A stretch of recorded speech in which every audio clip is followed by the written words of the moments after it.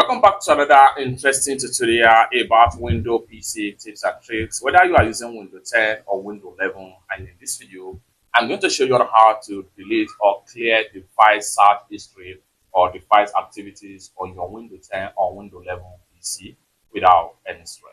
Let me show you how.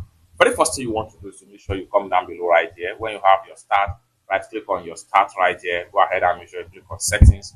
And the next thing you want to do is to allow the setting dialog box right here to completely go up. Next thing you want to do is to go ahead and click on privacy and security. Under the privacy and security, make sure you scroll down right here. Go ahead and navigate to search. So click on that. Then here you go. Then here you have search history. Store my search history on this device to improve search result. So with that, if you want to clear all your search history, simply click on clear right here.